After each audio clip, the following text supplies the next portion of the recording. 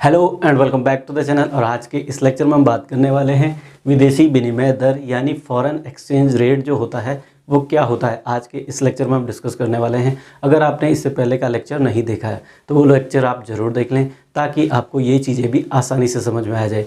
उसमें आपकी कुछ क्वायरीज़ हैं तो आप कमेंट बॉक्स में लिख सकते हैं। और आज हम पढ़ेंगे विदेशी विनिमय दर। तो शुरू कर रहे हैं विदेशी विनिमय दर को। तो विदेशी विनिमय दर में कुछ शब्द हैं। सबसे पहले क्या है कि हिंदी में भी और इंग्लिश में भी वही है कि काफ़ी सारी चीज़ें ऐसी होती है कि शब्द से आपको पकड़ना होता है और उसी आधार पर आप डेफिनेशन भी लिख सकते हो और उसका अर्थ भी लिख सकते हो। पहले इसको देखो। दर का आपको पता है रेट, किसी चीज़ का रेट, दर किस हिसाब से जा रही है वो दर है आपका। विनिमय आपको पता होना चाहिए। विनिमय का मतलब होता है एक्सचेंज यानी लेन देन। और विदेशी विदेशी विनिमय दर। अब विदेशी विनिमय दर किस आधार पर होता है? वो होता है हमेशा या मोस्टली जगह पे डॉलर के मुकाबले। पर यहाँ पे विदेशी विनिमय दर की अगर परिभाषा की बात करें तो परिभाषा कैसे आएगी? किसी देश की मुद्रा की कीमत किसी दूसरे देश की एक इकाई के बदले जितनी दी जाती है वही आपका क्या कहलाता है? विदेशी विनिमय दर। जैसे क्या? जैसे आपका है विदेशी विनिमय दर में क्या आएगा? जैसे हम क्या करते हैं, एक डॉलर के बदले हम कितने रुपए खर्च करते हैं? हम करते हैं 82 रुपये खर्च। आज के टाइम पे एक डॉलर के बदले हम 82 रुपये खर्च करते हैं। तो इसको क्या पढ़ेंगे? इसको पढ़ेंगे कि 82 रुपये प्रति डॉलर है। तो प्रति डॉलर का मतलब देखो, ये देखो 82 रुपये प्रति डॉलर 82 रुपये प्रति डॉलर। ठीक है, 82 रुपये प्रति डॉलर है। 82 रुपये है एक डॉलर की कीमत। तो विदेशी विनिमय दर में मतलब विनिमय दर क्या है? डॉलर की विनिमय दर क्या है कि 82 रुपये खर्च करने पड़ते हैं एक डॉलर के लिए। तो ये होगी आपकी विनिमय दर। और विदेशी विनिमय दर यानी दूसरे देश की मुद्रा के साथ जो विनिमय दर होती है वही आपका क्या कहलाता है? विदेशी विनिमय दर। तो ये आपका सिंपल शब्दों में एक्सप्लेन हो गया कि विदेशी विनिमय दर क्या होता है। अब विदेशी विनिमय दर तो ये तो चीज़ हो गई। अब इसको एक और रूप में भी देख सकते हैं। देखो, घरेलू मुद्रा के मुकाबले आप घरेलू मुद्रा की कितनी कीमत के मुकाबले दूसरे देश की एक इकाई मुद्रा को खरीदते हो। वही तो है कि घरेलू मुद्रा के मुकाबले आप दूसरे देश की कितनी इकाई खरीदते हो। तो 82 रुपये में हम कितना खरीद रहे हैं? एक डॉलर। तो आप डेफिनेशन ये भी लिख सकते हैं। ये चीज़ें आपकी हो गई। देखो, जो विदेशी विनिमय दर है ये दो टाइप से होती है। कैसे? एक आपका होता है अनुकूल, आपने पढ़ा भी होगा, अनुकूल विनिमय दर। क्या होता है? एक होता है आपका अनुकूल विनिमय दर। एक आपका क्या है? अनुकूल विनिमय दर। अब अनुकूल विनिमय दर की बात करें, अनुकूल का मतलब होता है फेवर वाली। तो अनुकूल विनिमय दर का मतलब है कि जैसे माना पहले क्या था, माना पहले था जैसे ये है लिखा हुआ, ये था विनिमय दर। अब अगर अनुकूल हो रखी है तो अनुकूल का मतलब होगा कि अब एक डॉलर के मुकाबले आपको हो सकता है 80 रुपये खर्च करने पड़ रहे हो सकता है एक डॉलर के मुकाबले आपको 70 रुपये खर्च करने पड़ रहे हो। तो ये जो घटने वाली स्थिति है, ये वाली जो स्थिति है ये है आपकी अनुकूल विनिमय दर। यानी उस देश के कितने रुपए जा रहे हैं? कम रुपए जा रहे हैं ना। तो एक डॉलर में आपको पहले 80 रुपये देने पड़ रहे थे, अब क्या देने पड़ रहे हैं? 70 रुपये देने पड़ रहे हैं। तो अगर ऐसी स्थिति हो जाती है तो ये आपकी क्या कहलाती है? अनुकूल विनिमय दर। इसी में दूसरा क्या है? इसी में दूसरा है आपका प्रतिकूल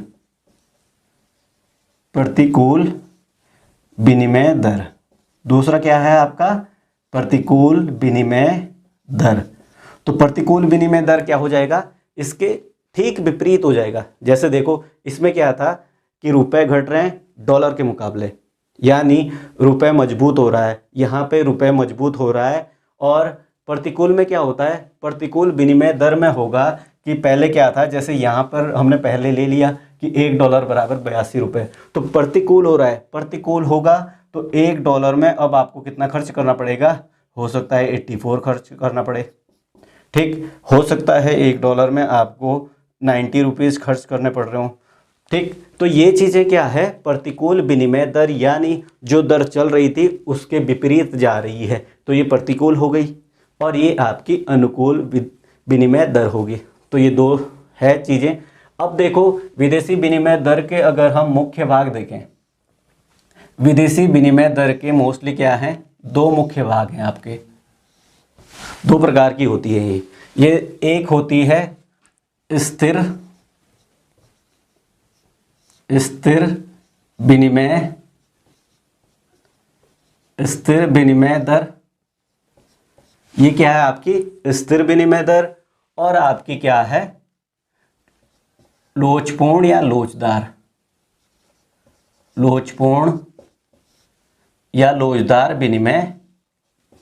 विनिमय दर। तो ये दो टाइप की है आपकी विदेशी विनिमय दर। देखो एक है आपकी स्थिर विनिमय दर और एक है आपकी लोचपूर्ण विनिमय दर। लोचपूर्ण विनिमय दर हो गया, दो टाइप हो गया ना। तो स्थिर विनिमय दर का मतलब होता है जो फिक्स कर दी गई है, ऐसी दर जो फिक्स कर दी गई है कि भाई हम इस ही विनिमय दर पर रेट लेंगे, मतलब जो रेट हमने फिक्स कर दिया, कि जैसे माना हमने फिक्स कर दिया कि $1 की कीमत हम सिर्फ 70 रुपये देंगे। ठीक, ये हो गया आपकी फिक्स स्थिर विनिमय दर। और इसी के मुकाबले अगर हम लोचपूर्ण विनिमय दर की बात करें, यानी जो स्थिर विनिमय दर है ये कौन तय करता है, उस देश की दोनों सरकारें तय करती है कि वो स्थिर कर देती है। यहाँ पर किसका रोल है, सरकारों का, दोनों देशों की सरकारों का। उन्होंने क्या करा कि फिक्स कर दिया, जो आपकी विनिमय दर है वो आप फिक्स कर दिया। अब देखो यहाँ पर लोचपूर्ण विनिमय दर में क्या आएगा, लोचपूर्ण विनिमय दर का क्या है, यहाँ पर मांग और पूर्ति के आधार पर डॉलर की कीमत तय होती है। यानी जैसे मांग और पूर्ति होगी उसी हिसाब से क्या होगा, इसका रेट ऊपर नीचे होता जाएगा, यानी लोचपूर्ण रहेगा।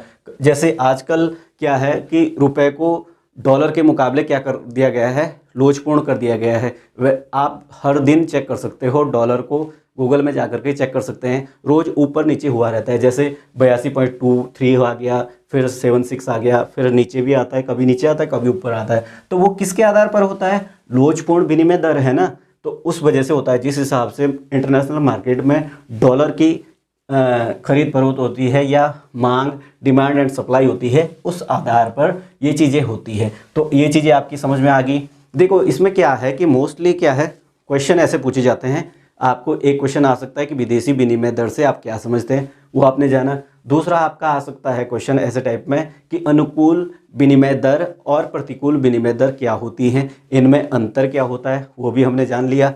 अंतर क्या होता है, ये चीज़ें हो गई। स्थिर विनिमय दर और लोचपूर्ण विनिमय दर, स्थिर विनिमय दर क्या है और लोचपूर्ण विनिमय दर, ये भी हमने जाना। इसके क्या लाभ हैं, क्या घाटे हैं। जैसे ही आप इसका अर्थ जान लेते हैं तो इसके लाभ भी आप जान लेते हो, घाटे क्या हैं, घाटे भी आप जान लेते हो। देखो स्थिर विनिमय दर का क्या है कि इससे फिक्स नहीं है, मतलब कभी क्या है कि हो सकता है कि 70 से भी नीचे आ जाए डॉलर, हो सकता है ना, कि मतलब $1 के बदले हमें हो सकता है 65 आ जाए, पर इन्होंने तो फिक्स कर रखा है, मार्केट के हिसाब से नहीं चल रहा है। यहाँ पर क्या है कि एक बाजार की स्थिति बनी रहती है, कभी ऊपर जा रहा है कभी नीचे जा रहा है। तो यहाँ पर क्या है, ये चीज़ें हैं, इसके लाभ भी हैं और हानियाँ भी हैं, वो आप पढ़ सकते हैं। तो ये चीज़ें आपकी हो गई। अब देखो इसके बाद बात करते हैं विदेशी विनिमय बाजार क्या होता है। तो पहले इसको मिटा देते हैं।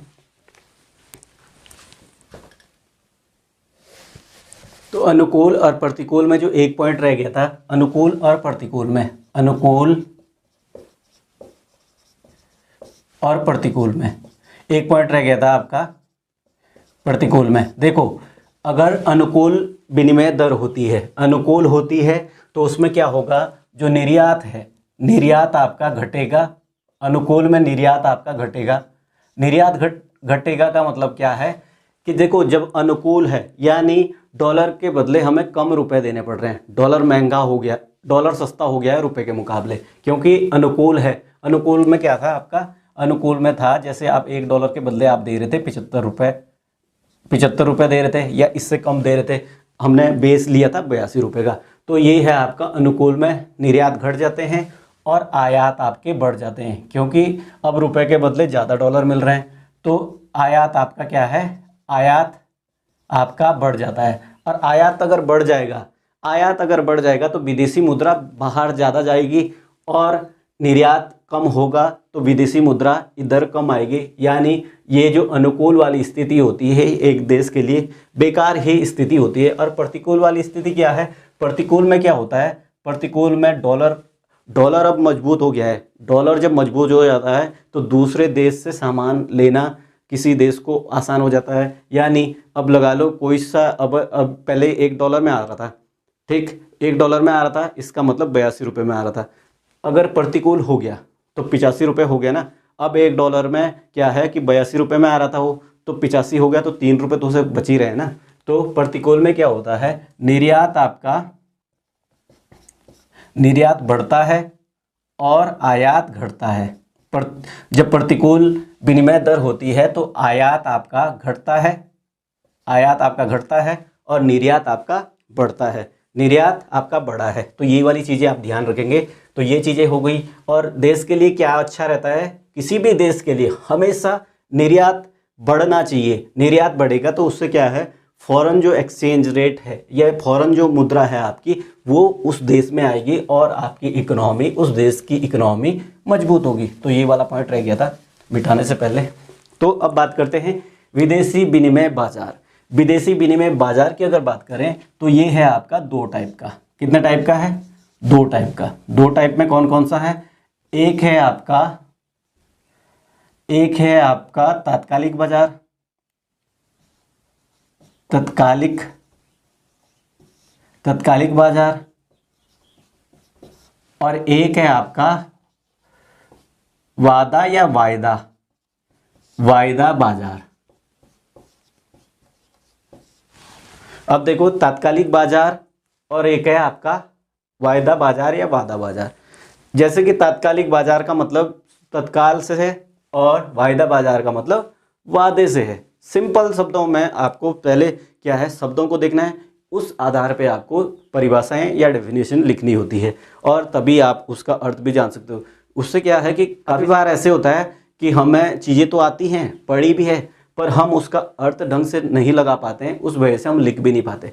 तो आप क्या कर सकते हैं कि जितने में मोस्टली क्या है हिंदी के शब्द हैं उसको आप अच्छे से पढ़ो, तोड़ो और उसका अर्थ समझो, फिर लिखो। देखो तात्कालिक बाजार का मतलब है तत्काल वाला। तो यानी इस बाजार में क्या होता है, पहले तो ये वाली चीज़ें छोड़ दो, पहले हम विदेशी विनिमय बाजार की बात करते हैं। तो विदेशी विनिमय बाजार एक ऐसा स्थान होता है या ऐसा मैनेजमेंट है जहां पर विदेशी मुद्रा की लेन देन या खरीद फरोख्त होती है। ये वाली चीज़ें हो गई विदेशी विनिमय बाजार की। तो यहाँ पर क्या है कि जो निर्यात करने वाले हैं वो मुद्राओं को बेचते हैं और जो आयात करने वाले हैं वो मुद्राओं को खरीदते हैं। तो ये विदेशी विनिमय बाजार की बात हो रही है। तो इसमें 2 टाइप के बाजार हैं। तात्कालिक बाजार का मतलब है यहाँ पर लेन देन तत्काल होगी, अभी डील हो रही, अभी ही लेन देन होगी।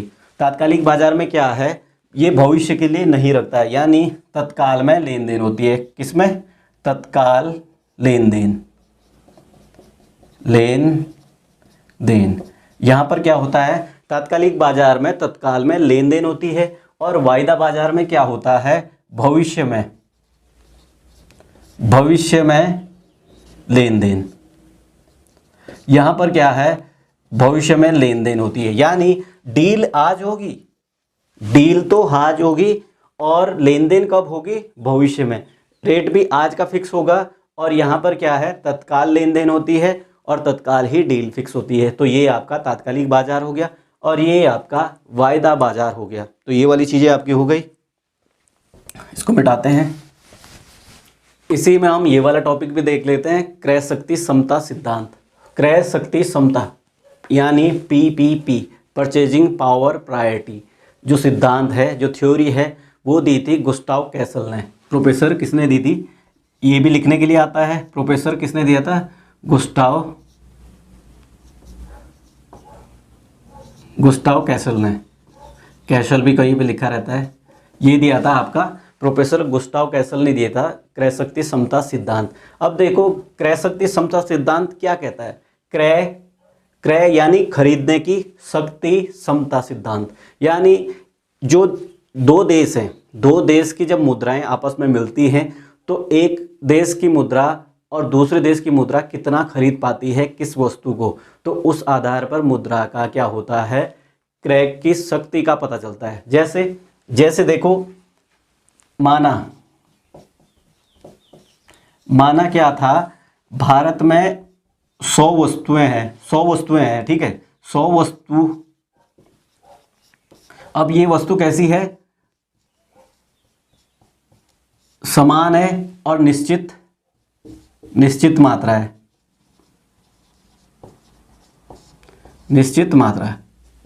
ठीक।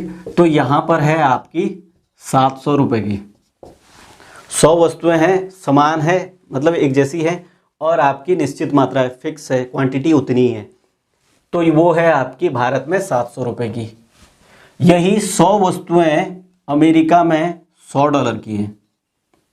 कितने की है, यही 100 वस्तुएं अमेरिका में कितने की है, $100 की, $100, ठीक, $100 की है। तो जब $100 की है तो 700 रुपए और $100 बराबर हो गए ना, यानी $100 की भी वही वस्तु उतनी खरीदी जा रही है जितनी 700 की खरीदी जा रही है ना। तो देखो, अब देखो यहाँ पर क्या है, मुद्रा और रुपए, डॉलर और रुपए का क्रय शक्ति देखो कितनी है, क्रय शक्ति समता के आधार पर इसकी दर कितनी है। देखो इससे 0 से 0 कट गया, 0 से 0 कट गया, यानी $1 बराबर क्या आ जाएगा, $1 बराबर 7 रुपए। तो $1 जो है वो 7 रुपए के बराबर है, यानी 7 रुपए प्रति डॉलर, ये दर होगी ना। यहाँ पे इसके आधार पर, वस्तुओं के आधार पर क्रय करने की जो शक्ति है उसके आधार पर 7 रुपए प्रति डॉलर हो गया। वैसे तो हमने देखा था कि क्या है, $1 कितना है, 82 माना था हमने, और वैसे भी अभी भी 82 ही चल रहा है। पर यहाँ पर क्या है, अगर हम वस्तुओं की देखते हैं कि वस्तुओं में क्रय करने की जो शक्ति है, जो या मतलब मुद्रा के आधार पर वस्तुओं को क्रय करने की शक्ति, जैसे मतलब मोस्टली क्या है हमारे यहाँ, जैसे देखो हमारे यहाँ माचिस कितने की आती है, माचिस आती है हमारे यहाँ 1 रुपए की, और अमेरिका में माना 4 सेंट की आती है, ठीक, माचिस, ठीक। तो यहाँ पर क्या है, 1 रुपए बराबर 4 सेंट हो जाएगा ना। तो सिंपल शब्दों में आपने जाना कि क्रय शक्ति समता सिद्धांत क्या होता है। एक शब्द हम और ले लेते हैं, एक शब्द और क्या है जो आपके क्वेश्चंस में रहता है, एक शब्द है आपका अवमूल्यन।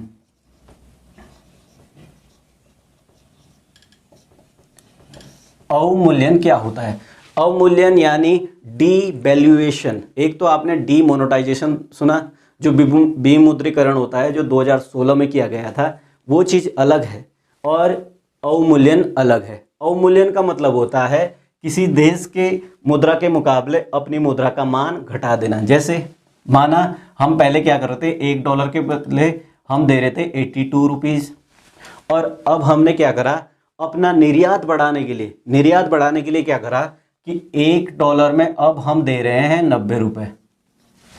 मतलब अब $1 के बदले वो 90 रुपये का सामान यहाँ से खरीद सकता है।